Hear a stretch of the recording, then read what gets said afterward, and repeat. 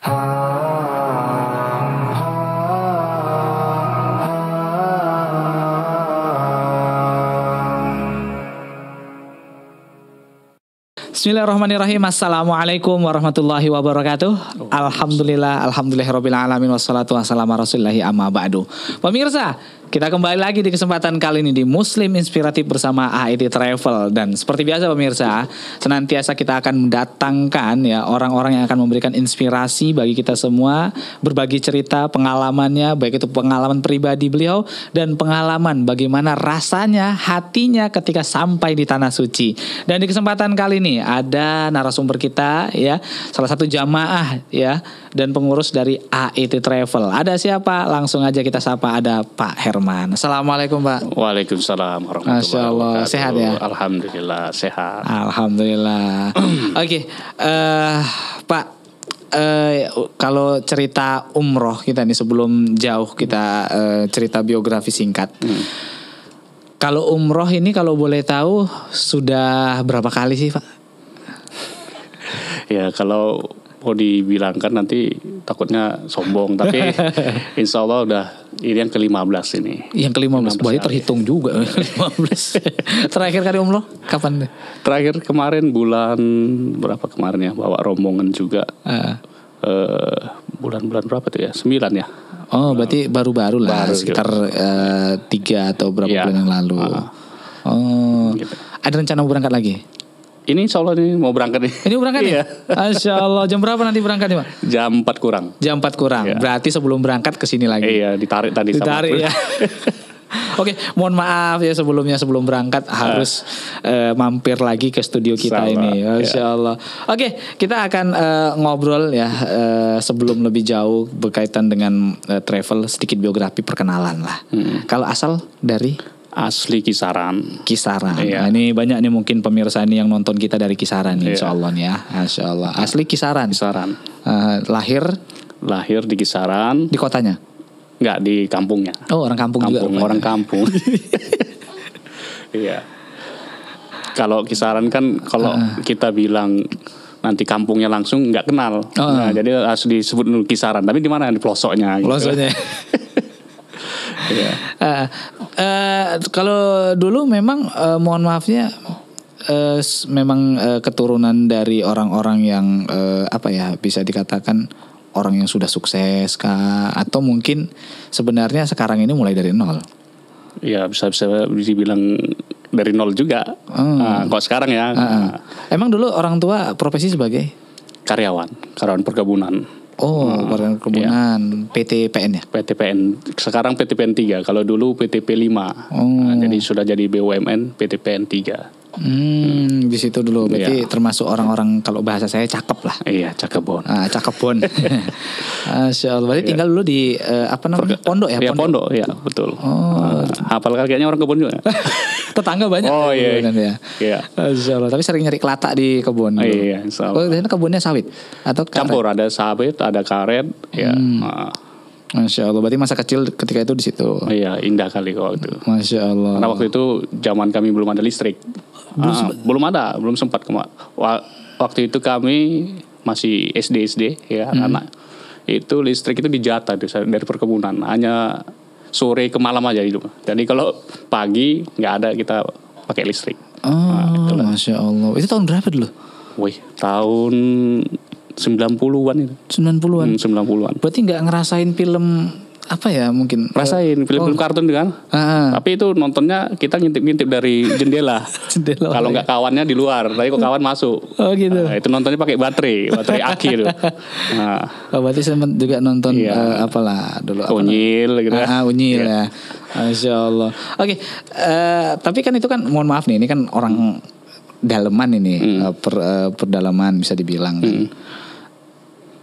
Untuk pendidikan dulu di kampung gimana sih? Saya pendidikan itu SD ya. Kemudian kalau kita pulang SD, kita dilanjut lagi ada namanya sekolah Arab. Sudah masuk juga sekolah Arab sana. Sekolah Arab. Itu pun dari perkebunan ya kan. Jadi kita pulang siang, sore ke kita sekolah Arab. Artinya memang orang tua juga peduli dengan pendidikan dong? Ya kalau di perkebunan waktu itu nggak terlalu amat peduli sih. Tapi mungkin kebiasaan. Iya, masyarakat. jadi rata-rata penduduk situ anak-anaknya itu setelah pulang dari sekolah SD ke sekolah Arab. Masya Allah. Madrasah ya sekarang ya. Dan setelah tamat SD apakah masuk pesantren nih? Karena kan udah ada nih basic Arabnya nih. Iya, itulah memang waktu sekarang ini memang menyesal tuh belakangan ya. Jadi memang kebanyakan kita dulu di perkebunan, nggak seperti sekarang nih banyak pesantren atau segala macam, kemudian dimotivasi supaya sekolah pesantren. Kalau dulu kan nggak terlalu kan. Jadi memang kita satu keluarga itu kebetulan laki-laki semua, nggak ada yang basicnya pesantren. Jadi sampai kita dewasa pun. Berapa bersaudara tadi? Ada 3 laki-laki bersaudara. Dan bapak nomor 2. Oh, nomor 2. Ya, nggak ada hubungan sama pilpres ini. Oh enggak. Kita nggak kampanye. Nah, ini sekarang ngeri nih. Iya. Nomor-nomor ini bahaya. Nomor bahaya ini. Nah, gitulah. Masya Allah. Jadi setelah itu kapan sih mulai tertarik dalam dunia apa ya? Kalau travel ini kan istilahnya bukan hanya sekedar profesi sih sebenarnya. Hanya orang-orang yang tertentu juga kadang yang mau masuk travel gitu. Artinya kan awalnya ini harus ada basic di agama gitu. Tertarik dalam dunia agama kapan sih? Jadi ini agak cerita sedikit nggak apa-apa lah ya? Nggak apa-apa, banyak pun nggak apa-apa. Nanti durasinya. Jadi memang saya tuh jiwa-jiwa petualang. Jadi sejak saya remaja, kebetulan kita ya kayak remaja-remaja lain lah, cari jati diri, sempat ikut geng-geng, bukan geng motor sih, klub-klub motor. Waktu itu kita ada mendirikan klub Vespa, ada anak-anak Vespa dari luar, dari apa kan kita gabungi. Tapi nggak sempat bawa? Nggak, dulu belum ada. Kalau sekarang aja nih kayaknya petenteng. Kalau dulu nggak ada, kita memang pis-pis lah ya kan. Nah, kemudian kita terbiasa ke gunung, terus ngeband segala macam. Nah, itulah remajanya ya kan. Jadi setelah menikah, mau menikah itu kayaknya kosong gitu kan. Apa yang kurang? Nah, dari situlah ada waktu itu kawan baru kenal mengajak ikut pengajian. Itu usia berapa dulu? Tahun 2005. Udah apa juga sih, kita udah kuliah juga kan. Jadi di situ kita mulai ikut-ikut pengajian, taklim segala macam. Tapi waktu itu belum intens. Ikut-ikut gitu aja, dengerin. Tapi belum masuk lagi. Apa paybasnya belum masuk gitu. Artinya awalnya itu karena diajak-ajak dulu. Iya, diajak-ajak dulu. Bukan karena ya sholat masih berantakan waktu itu. Jadi memang basic nggak ada agama.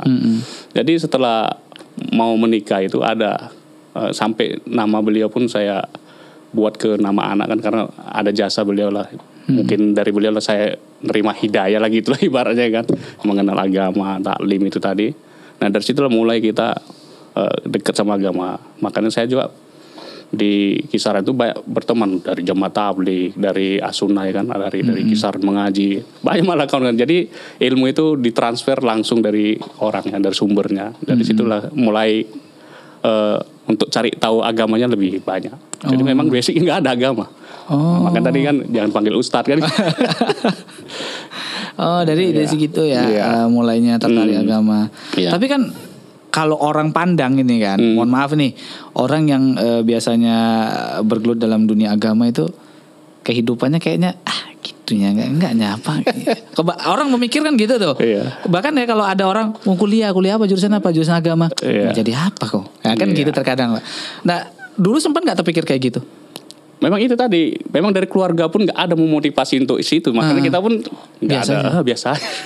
Emang pertama diajak gimana sih responnya? Apakah Man, yuk ikut yuk kemana? Pengajian? Iya. Bisa yuk langsung. Pernah gitu langsung gitu? Nggak, awalnya gini. Nanti malam ada pengajian di rumah Ustadz, nggak kita perlu sebutkan namanya karena udah meninggal kan. Ustadz ini nanti bawa Al-Quran yang terjemahan gitu, halako gitu kan. Nah dari situ lah, apa itu Al-Quran terjemahan, kita beli lah waktu itu. Waktu itu pun kita belum baca Al-Quran, belum lancar lah gitu. Dari situ lah ikut lama-lama memang terketuk hatinya. Itu awal dari situ. Makanya ya belajar ilmu agamanya memang setelah kita dewasa lah bahasanya. Berarti memang apa ya? Bukan karena ada momen tertentu yang membuat hati kita jadi jatuh, kemudian tiba-tiba kayak ada cahaya terang menerangi hati dari situ ke. Tapi memang hanya dari ajakan gitu doang. Iya, ajakan awalnya ajakan. Tapi setelah kita berpikir kan kita udah mulai dewasa, apalagi udah menikah itu kan, apa tujuan hidup. Nah, dari situ mulai, makanya pun ke anak-anak pun, nah itu tadi, ayo masuk pesantren, ayo masuk. Karena waktu kita kecil belum ada yang memotivasi, orang tua kita nggak memotivasi gitu. Masya Allah. Dan sekarang anak berapa? Alhamdulillah baru 3. Baru 3 ya. Oh, saingan kita berarti ini. Masya Allah. Yang pertama laki-laki. Udah kelas? Sekarang kelas 1 SMA. Pesantren dah.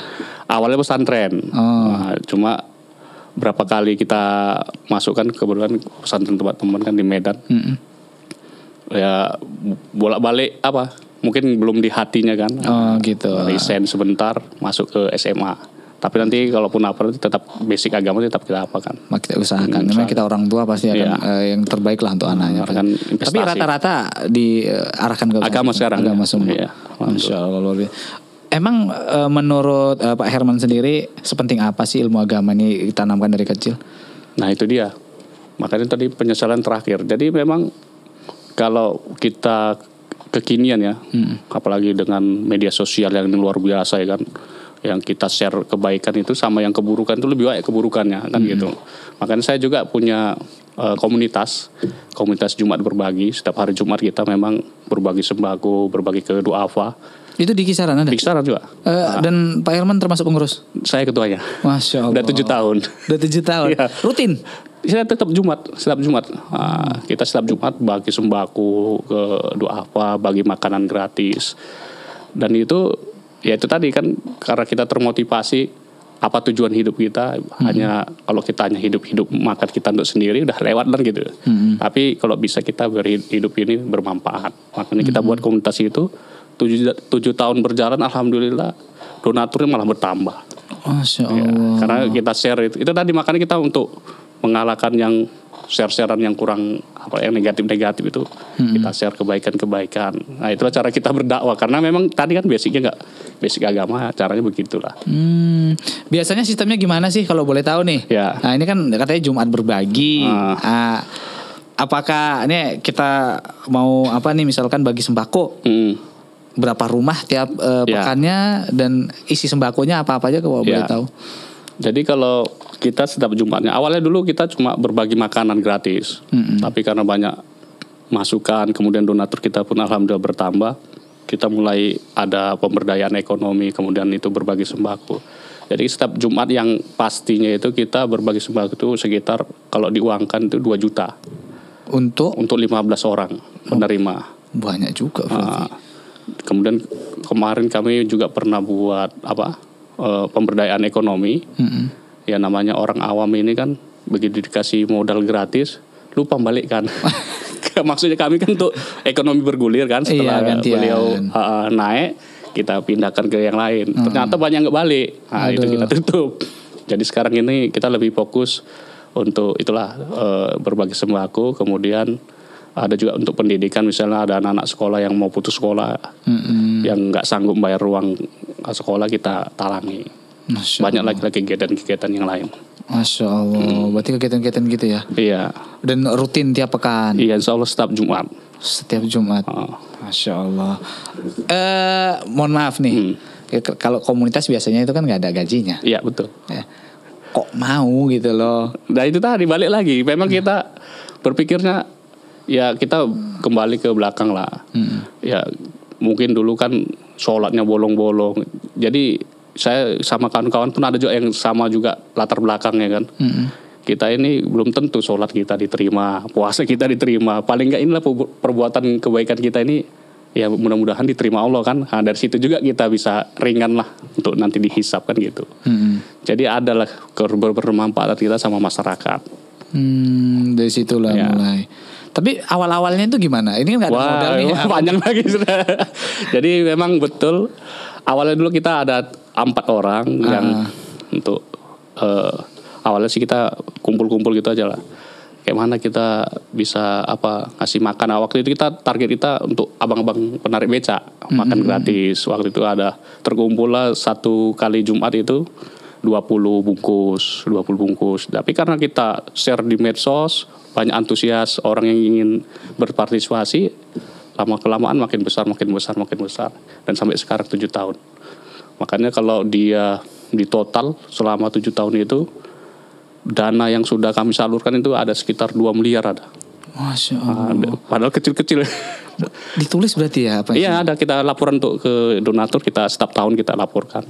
Masya Allah. Jadi donatur itu kan nggak bertanya-tanya kemana uangnya. Dan alhamdulillah. Masya Allah sampai dong. Iya, kalau di 7 tahun itu kita total lah. Masya Allah. Berarti yang biasa dikasih itu selain tukang beca, kalau sekarang ini yang gimana itu keluarganya, tinggalnya, rumahnya. Nah, gitu. Tadi mulailah kita ke yang pemberian sembako lah gitu. Teknisnya kita ada beberapa relawan kita tugaskan untuk survei lah desa mana yang betul-betul ekonominya di bawah rata-rata. Kemudian dari situ misalnya ada 20 rumah, cari lagi yang lebih parah, gitulah kira-kira. Dan nanti misalnya satu kalau sana lingkungan ya. Kalau apa sini RT apa? Sama juga. Ini lorong ya. Dusun. Jadi dusun lorong itu misalnya yang dapat yang betul-betul kurang mampu itu ada 5 orang. Itu kita catat, itu kita kasih. Itu langganan atau enggak langganan. Karena memang tujuan kita memberi itu kita expose ke medsos.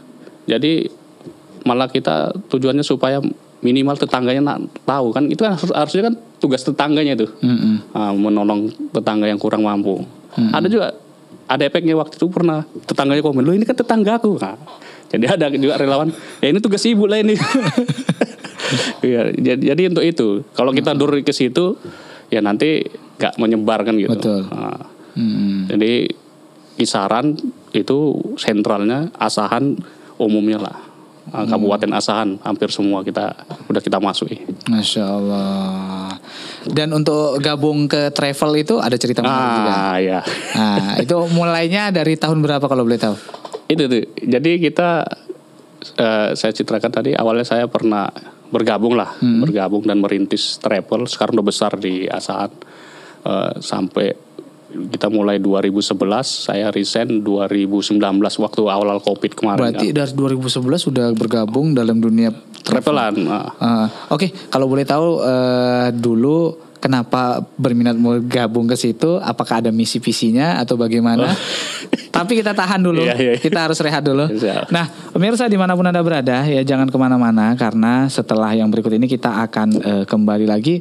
Untuk itu tetap bersama kami di Muslim Inspiratif bersama AIT Travel.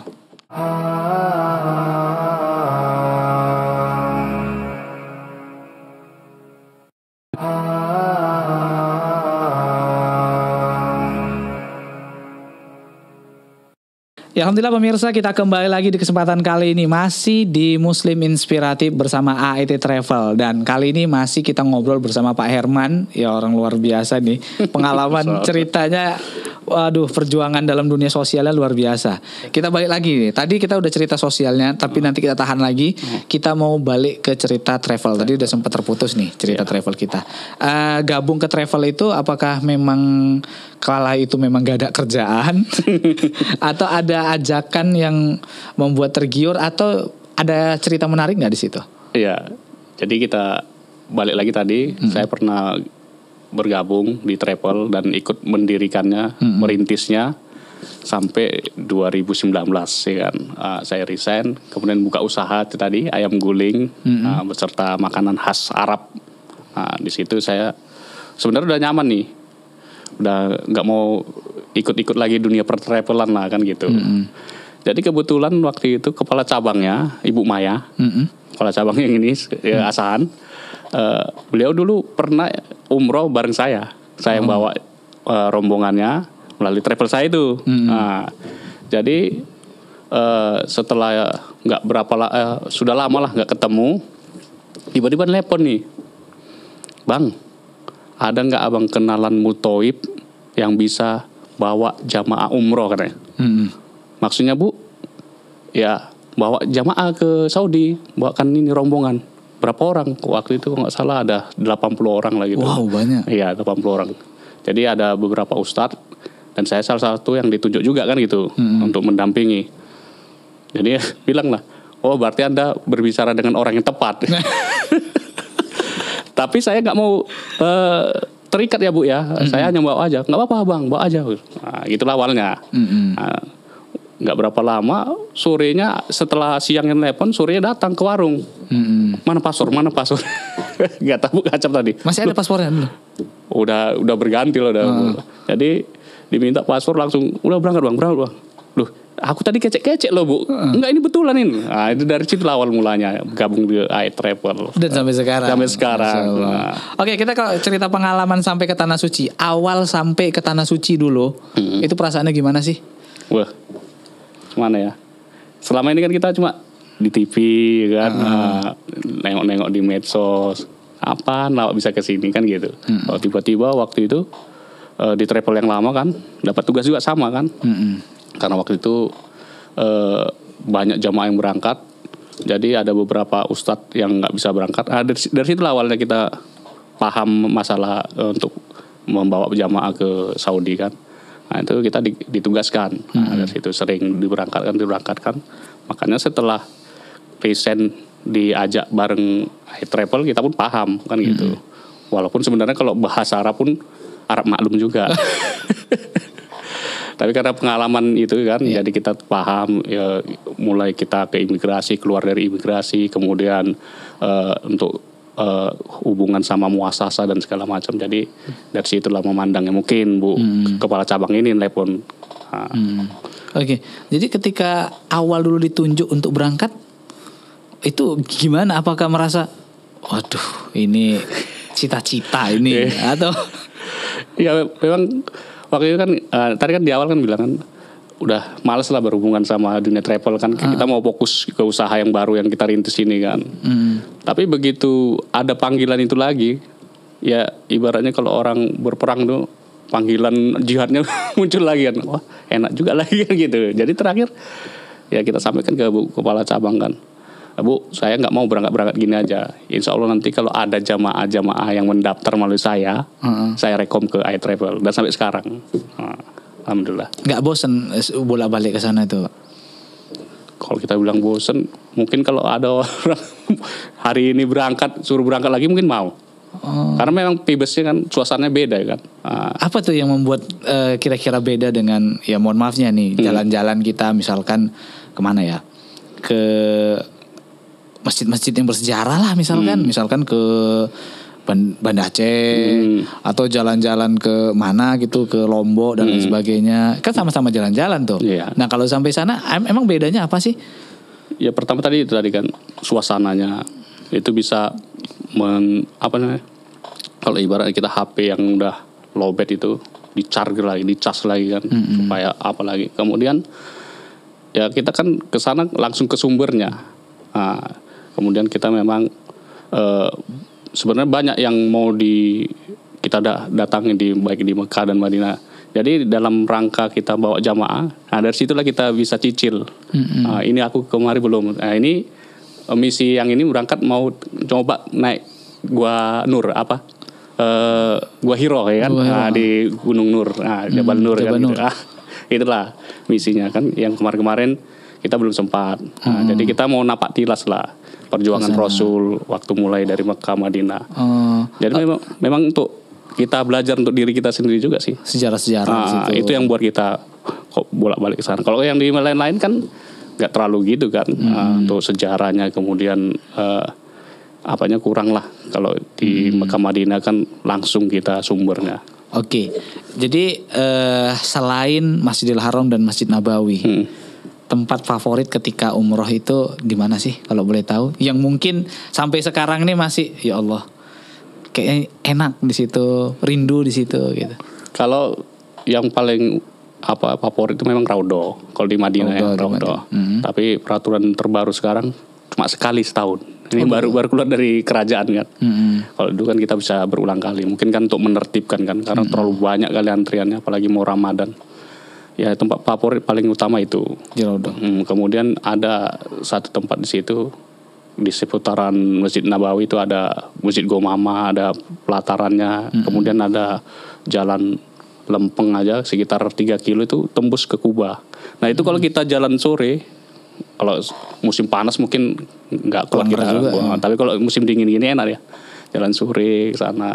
Jadi suasananya itu wah, luar biasa, Masya Allah. Istilah jalan ini jalan kaki Jalan atau? kaki. Jalan kaki. Tapi kalau musim panas enggak kuat gitu 3 kilo. Tapi kalau musim ini kan musim dingin nih Madinah. Jadi sore kita sambil jalan. Situ orang dagang apa. Kemudian nanti endingnya di Masjid Kuba kita sholat situ kan dapat pahala seperti umroh kan lumayan. Alhamdulillah. Masya Allah. Itu kalau di Madinah. Kalau di Mekah ada nggak tempat favorit? Tempat favorit kalau di Mekah memang cuma satu ya, Masjidil Haram itu aja. Kalau yang lain-lain paling itu tadi yang napak tilas tadi kan macam yang mau rencana insya Allah kalau sampai nanti kita daki ya kan. Gimana sih perjuangan Rasul tuh ke atas. Nah itulah. Tapi memang tempat favorit kalau di situ ya khusus di Masjidil Haram ya di Masjidil Haram aja. Masjidil Haram aja. Kadang kita kalau ke Masjidil Haram mulai dari zuhur, asar, bahkan sampai isya nggak balik-balik kita. Karena selain jarak hotel ya kan yang mempengaruhi kalau bolak-balik kan capek. Kita di situ aja iktikaf ya kan. Nanti kalau lapar keluar sebentar, situ kan banyak jualan tuh. Nah, ya udah makan sebentar, balik lagi. Gitu Masya Allah. Berarti nyaman ya ibadah di situ. Karena gini loh, kadang kita kalau di masjid kita di kampung itu kan, iya kalau disuruh netep dari habis zuhur sampai isya itu bosen gitu kan. Iya. Nah kalau di sana perasaannya gimana sih? Ya mungkin kan karena itu tadi suasana satu, kemudian ya fasilitasnya yang memadai kan, pencahayaan, terus AC-nya segala macam. Memang buat nyaman lah gitu. Enak nyaman. Kalau sementara kalau di kampung kita belum habis waktu sholat udah ditutup. Apa jadi sholat pun keburu-buru kan. Iya. Wah gini udah Najar masjid udah tutup pintu udah gawat. Mau baring sikit udah tulisan dilarang tidur. Nah, itu yang buat kita apa kan? Kalau di sana nggak ada. Bebas. Paling hanya yang dilarang itu waktu yang di pelataran itu kan memang orang mau tawaf di situ kan nggak boleh lah. Ya nyandungin orang. Tapi kalau di dalam ya nggak masalah. Yang penting jangan apalah ngiler lah kalau istilah kita. Aman ya. Alhamdulillah. Masya Allah. Oke. Bedanya AIT Travel dengan travel yang lain versi Pak Herman kira-kira apa ini? Kalau saya pribadi ya nanti mungkin beda-beda versi kan. Kalau saya pribadi up to date. Karena kan saya pernah bagian dari travel kan paham lah ya jerohannya apa segala macam. Ya up to date-nya itu informasi itu setiap hari ada. Kemudian program-programnya nggak monoton ya. Ada program plus Turki, plus Mesir dan segala macam. Dan ini baru-baru ini meluncurkan apa ya? Bareng selebritis ya.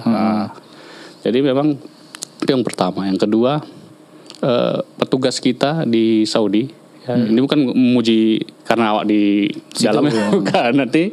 Wah ini karena Herman di AIT Travel kan sigap karena saya pribadi mengalami setiap saya sampai itu ke bandara lah khususnya kan kita nyampe landing itu petugas kita yang muda-muda itu sudah standby dan kita ibaratnya kalau kita petugas kita hanya melenggang aja mereka yang bekerja. Nah itu yang kita suka. Jadi jamaah pun nggak sibuk-sibuk kan, jamaah langsung naik ke bus. Udah ada semua yang petugas ngangkat. Kadang ada juga travel ngangkat sendiri, kopernya ngangkat sendiri. Kalau yang tua-tua gimana? Nah itu dia.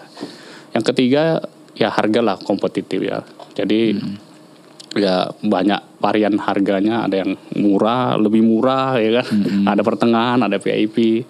Jadi banyak pilihan. Nah, jadi kalau masyarakat ini kan kebanyakan kalau di travel lain tuh paling hanya 2 pilihan. Kalau kita banyak pilihan. Itu aja sih. Masya Allah. Jadi untuk pelayanannya the best lah. The best lah. Kalau menurut versi saya nanti ini gara-gara di AIT Travel ini. Ya kalau nggak percaya ya dites kan ya, gitu. Kalau nggak percaya dites. Iya. Masya Allah. Tapi kan gini loh Pak Herman. Umroh ini kan ibadah mahal, ibadah yang pakai bayar gitu. Sementara kalau kita sholat di kampung itu kan ya terbuka gitu. Nah kira-kira menurut Pak Herman, untuk mengeluarkan uang yang puluhan juta itu rugi nggak sih dengan kita berangkat ke Tanah Suci? Wah untung kali lah. Karena dihitung aja lah kalau kita yang real aja lah ya. Kalau macam kita sholat di Nabawi 1000 kali lipat, di Mekah Masjidil Haram 100.000 kali lipat. Kalau kita hitung secara kita berapa hari netap di situ, ya kan? Kita sholat 5 waktu itu aja kalau dihitung aja, mungkin kalau disamakan sama umur, mungkin udah ratusan tahun kita hidup baru bisa mengejar ketertinggalan itu. Karena 100.000 kali berapa kali sholat kita di situ. Itu satu. Kedua, kalau saya pribadi mumpung masih muda. Karena kalau haji umroh ini kan ibadah fisik. Kalau udah tua, saya sering kadang kalau ada yang mendaftar malah saya, ada kakek-kakek berangkat sendirian kayak. Kalau berangkat sendirian coba cari entah cucunya, karena kasihan nanti kalau di sana. Memang betul kita ada petugas, tapi kan nggak mungkin semua kita megang kakek itu aja. Nanti gimana jamaah yang lain kan gitu. Jadi memang kasihan, apalagi udah ada penyakit simpanan yang susah berjalan, ke asam urat segala. Jadi mumpung masih muda, gunakanlah waktunya, itu aja. Kalau menurut saya pribadi. Tapi ini nggak memungkiri bahwasanya yang tua nggak usah berangkat. Enggak juga. Ya itu tadi. Pertama kalau bisa ada pendamping lah. Ya kalau memang rezeki si kakek atau orang tua itu pada waktu itu masih mau mendaftar di situ, rezekinya gimana lagi kan? Memang. Tapi kalau kita kan motivasi yang muda-muda ini.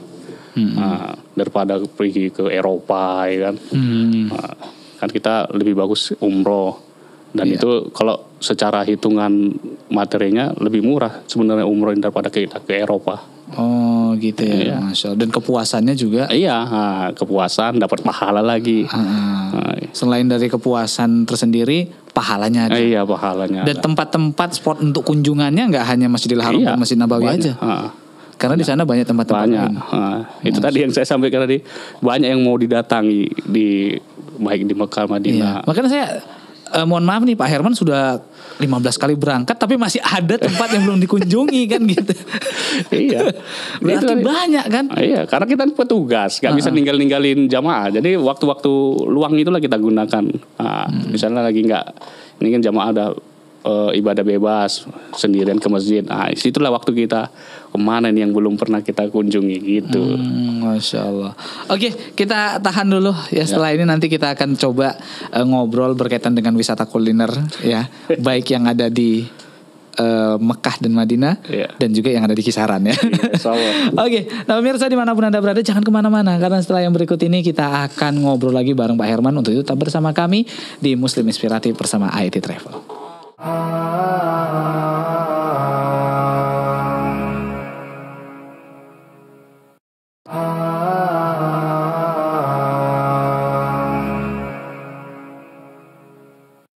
Ya alhamdulillah pemirsa, kita kembali lagi di Muslim Inspiratif masih bersama IT Travel di kesempatan kali ini dan masih bersama Pak Herman ya.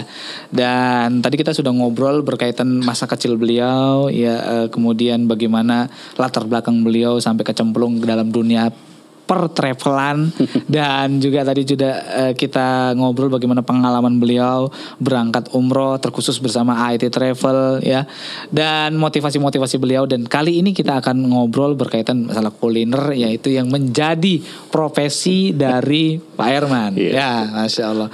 Selain membawa jamaah umroh, ternyata Pak Herman membuka kuliner ya di Kota Kisaran. Dan yang bedanya nih pemirsa, kalau kita kuliner kan kebanyakan rumah makan Padang ya. Nah kali ini rumah makan Arab ya. Arab-Arapan yang ada di Kisaran. Ini awalnya apakah termotivasi dari pas berangkat nih? Kena nasi kebuli atau nasi-nasi yang khas Timur Tengah gitu. Apakah dari itu atau mungkin melihat peluang atau mungkin ada alasan lain? Ya. Pertama itu tadi kita sering berangkat kan. Saya pribadi kalau berangkat umroh itu memang itu tadi selain tadi cari spot-spot yang belum pernah dikunjungi, yaitu kulineran. Wisata kulineran. Jadi yang sering dibeli jamaah itu memang nasi-nasi kebuli, biryani, mandi, kapsa, banyak jenisnya.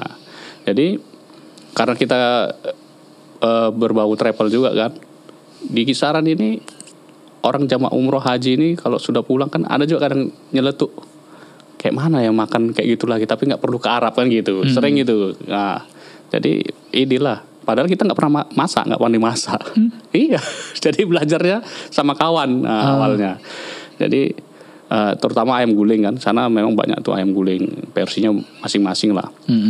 Dan itu tadi motivasinya, oh ini kayaknya peluang ini, orang umroh haji banyak ini di Asahan lah khususnya kan, Kabupaten Asahan, apalagi banyak travelers itu. Jadi belum ada yang mengayomi, bahasanya mengayomi kalau misalnya orang tuh kepengin rindu kulineran Arab, di mana tempatnya. Nah itulah awal mulanya. Yeah. Nah kalau Pak Herman sendiri biasanya kalau ke Arab yang paling suka dibeli makan apa itu? Kalau kita mandi nasi mandi tuh. Kalau mandi kan di kita itu manis dingin. Kalau mandi pakai air. Atau mandi pakai air gitu. Ya itu mandi itu salah satu khasnya Timur Tengah juga ya. Nasinya itu dikasih minyak samin ya, kemudian ada kebanyakan itu kalau orang Indonesia sukanya itu yang kepala kambingnya. Nah, situ kepala kambing, daging kambing lah khususnya. Memang ya kita di Indonesia ini salah ya kan, bilang kambing nanti kolesterol. Nah, padahal enggak. Karena kolesterol kenapa? Karena masaknya pakai santan. Itu dia. Kalau di sana kan direbus, diungkep ya kan, atau di presto, atau dibakar di bawah tanah. Jadi memang dia alami dan lembut dagingnya. Itu yang paling khas. Satu lagi memang biryani. Kita pakai kambing juga. Jadi makanya kalau di tempat kita nih, sekarang makanan khasnya yang paling banyak digemari itu apa? Kalau sekarang ini kan kita ada 2 versi, kebuli dan biryani. Kalau yang sekarang ini yang paling banyak itu biryani. Nah, biryani pakai ayam. Tapi ada salah satu yang buat ciri khas warung kami. Karena saya nggak mau ngadopsi 100% versi Arab, makan tadi ke Arab-Araban. Kadang nggak sesuai juga. Iya betul. Jadi macam sambelnya itu kan, kalau di sana kan sambel tomat sama cabai aja di blender, asam kan. Iya. Kalau yang nggak biasa kan, ini udah basi ini. Jadi kita berpikir apa sambal khas di Indonesia. Jadi paling utama itu sambal kecap. Nah, itu pun khas juga, kita ada pakai bumbu-bumbu rempah tambahan ya kan. Kemudian ada sambal terasi. Nah, itulah dia. Makanya orang yang makan di warung kita tetap walaupun pernah makan di tempat lain kok beda kan gitu. Itulah bedanya. Nah, kalau kita versi 100% kita adopsi mungkin kurang pas di lidah kan. Nah, makanya kalau ada yang nanya waktu diliput media udah dinaturalisasi kayak Indonesia, jadi ke Arab-Araban, gitulah bahasanya. Masya Allah. Tapi pengunjungnya tiap hari ada aja. Alhamdulillah. Weekend lah paling rame.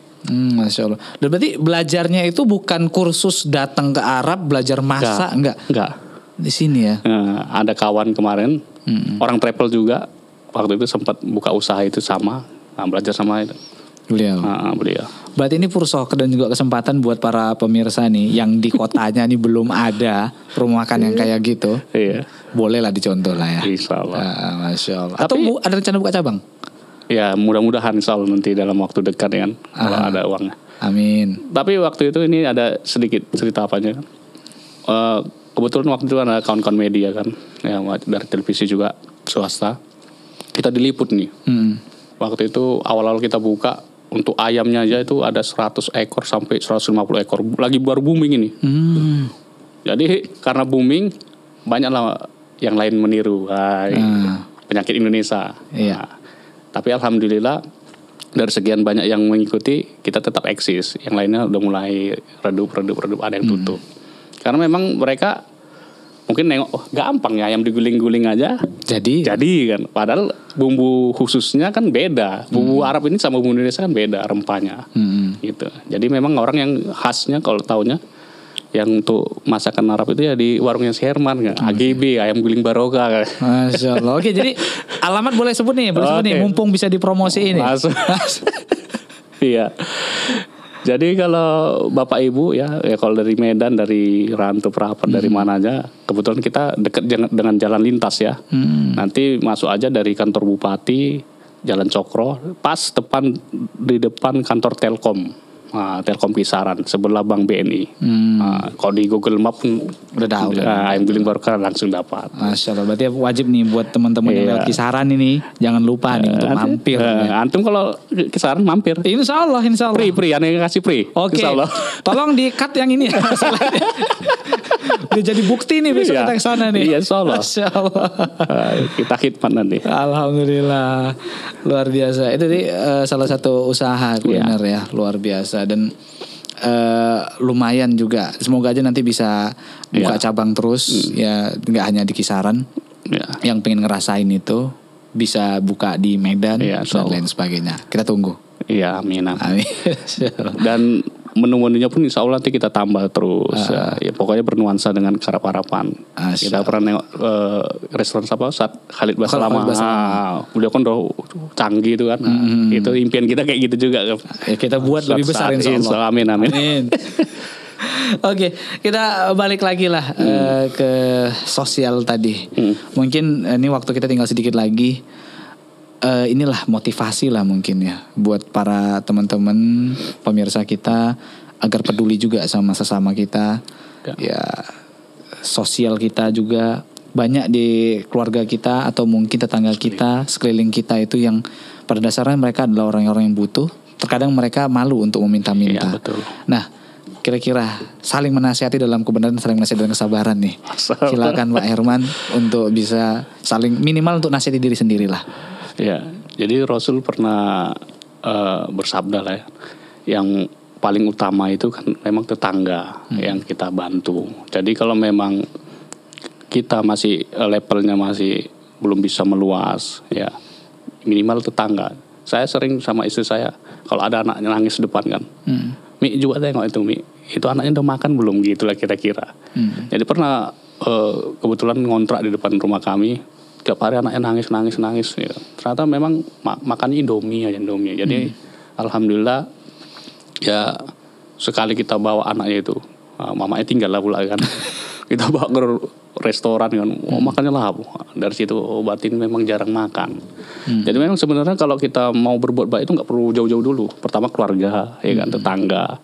Itu yang dulu kita apa kan. Memang kan yang saya bilang tadi ya kalau kita hidup hanya sekedar hidup aja.